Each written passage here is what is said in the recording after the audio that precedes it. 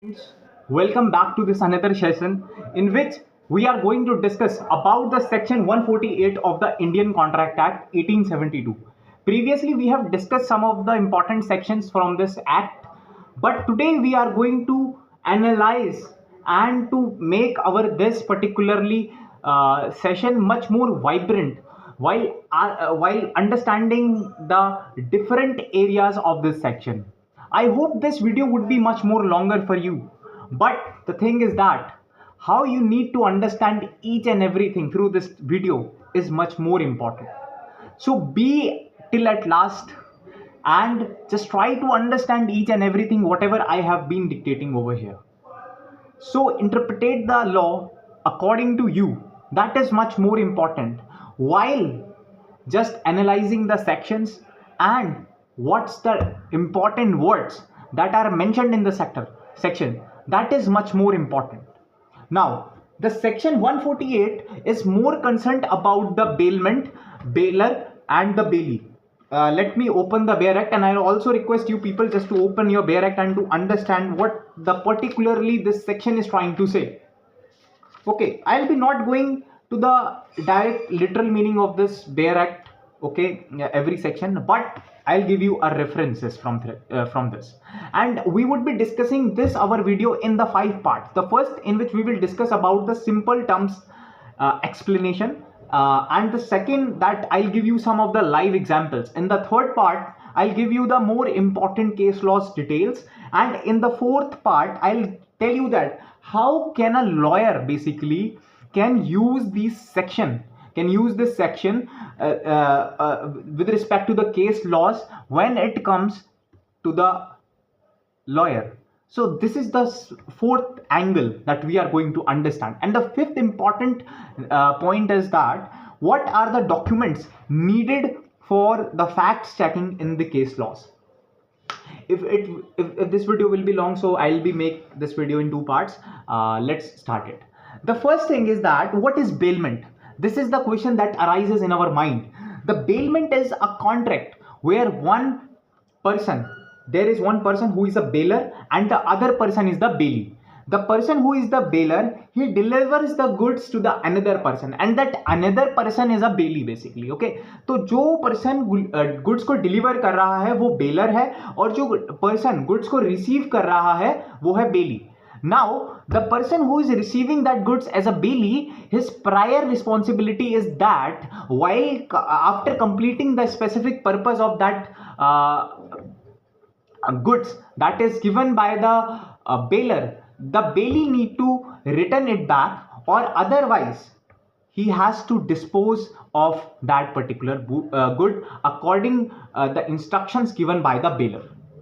ठीक है, तो ये 2 चीज इसमें निकल के आ रही है. पहली चीज तो क्या है कि जो बेलर है, जब उस पर्टिकुलरली गुड्स का जो उसने दिया है उसको उसका स्पेसिफिक पर्पस पूरा करना है, और स्पेसिफिक पर्पस जब उसका पूरा हो जाता है तो उसके बाद वो गुड्स को बेलर को रिटर्न कर देना है. अगर रिटर्न नहीं करना है या फिर इंस्ट्रक्शन बेलर ने ये दिए हैं कि आप उस पर्टिकुलरली गुड्स को डिस्पोज ऑफ कर दीजिए, तो वो एक सेकेंड सिनेरियो यहाँ पे बन सकता है अगर हम बात करें. अब इसमें कुछ की एलिमेंट्स हैं बेलमेंट के, उसके बारे में हम बात करेंगे. 4 इंपॉर्टेंट की एलिमेंट्स हैं. जो पहला की एलिमेंट्स है वो बात करता है डिलीवरी ऑफ गुड्स के बारे में. डिलीवरी ऑफ गुड्स क्या है कि जो बेलर है उसको क्या करना है, डिलीवर करने हैं गुड्स किसको, बेली को. This was the first thing that I have already told you. The second important is for a specific purpose. अब what could be the specific purpose for a bailor to give the goods to the bailee, and there could be the one of the very 3 important specific purpose. The first is the safekeeping, the second is for repairing, and third is for the transportation. ठीक है, सो ये 3 angle हैं. या तो उसको safe keeping करना है, या तो उसको जो है कि रिपेयरिंग करना है उसकी, या उस गुड का क्या करना है, ट्रांसपोर्टेशन करना है. तो 3 इंपॉर्टेंट एंगल हमें यहां देखने को मिलते हैं. उसके बाद अब हम आगे बढ़ेंगे. The third important is the return of goods. अब रिटर्न ऑफ गुड्स क्या है कि जब बेली ने वो जो गुड्स है जो उसको आए हैं इन तीनों पर्पस के लिए, स्पेसिफिक पर्पस उसने फुलफिल करा, तो उसका अब यहां पे दायित्व है. His responsibility is that he has to give that particularly, or he has to return that particularly goods back to the bailer. ठीक है, उसको रिटर्न करना मस्ट है, ये इंपॉर्टेंट चीज है. या तो जो बेलर ने इंस्ट्रक्शन दिए कि जब इस गुड्स का ये काम हो जाएगा उसके बाद इसको आप डिस्पोज ऑफ कर दीजिए, तो ये इंपॉर्टेंट इंस्ट्रक्शन हो सकते हैं। ठीक है, अब उसके बाद हम आगे बात करेंगे कि ओनरशिप हमेशा बेलर के पास रहती है। ये चीज आप जो है कि ध्यान में रखिएगा। The ownership doesn't transfers but the possession transfers for a specific period of a time। जैसे ही उस पर्टिकुलरली गुड का एक पर्पस फुलफिल होगा, when the fulfillment of the purpose of that particularly good will be done, then after that the baler has to take his goods back। ये चीज मैंने बताई, ठीक है। But whenever the baler is giving his goods to that another person, that is bailee, he is just transferring the possession for a specific period. It's not, the baler is not transferring the ownership। This is the point which I am just trying to say you, I am trying to tell you। ठीक है, तो ये चीज हमने इसमें समझी। अब उसके बाद जो हम नेक्स्ट चीज के ऊपर बात करने वाले हैं वो है लाइव एग्जाम्पल्स। ठीक है, तो लाइव एग्जाम्पल्स में क्या है कि giving clothes for dry cleaning. आपने अपने क्लोथ्स ड्राई क्लीनर को दिए, है ना। Let's suppose you have given your coat to a dry cleaner, है ना। That is if I give you an hypothetical example that Ravi has given his clothes for a dry cleaning to XYZ cleaner, okay, dry cleaners for cleaning it। After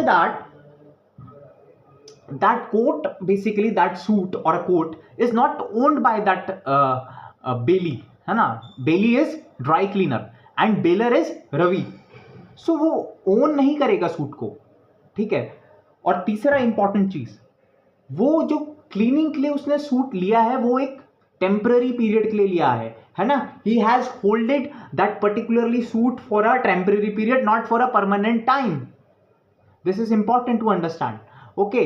and after cleaning his responsibility will be that he must return the suit to Ravi.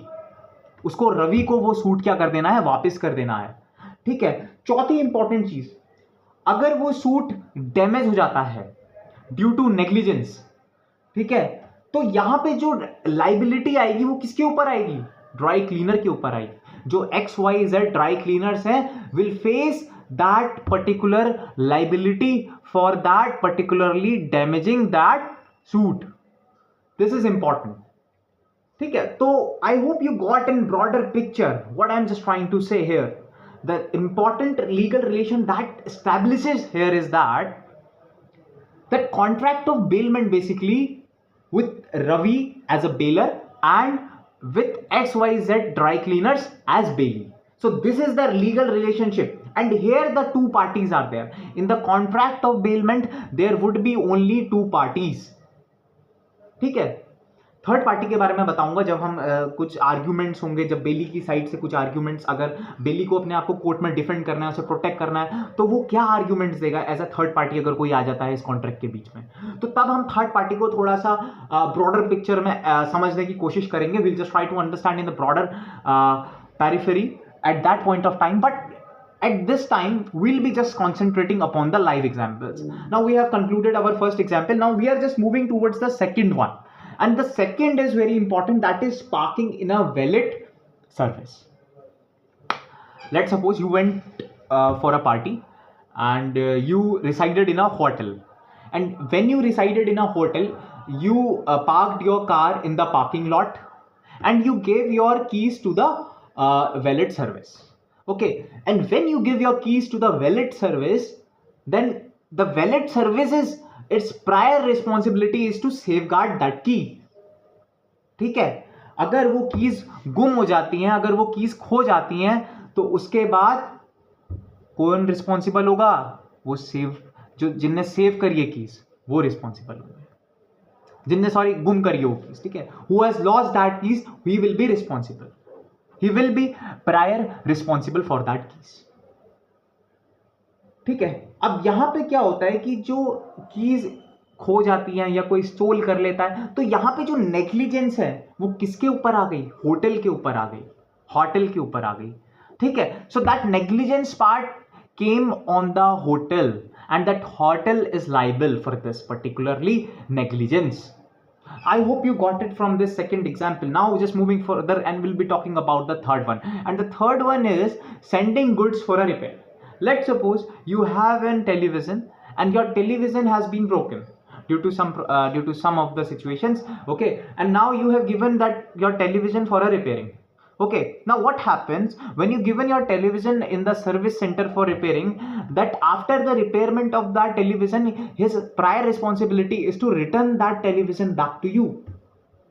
But that particularly the service center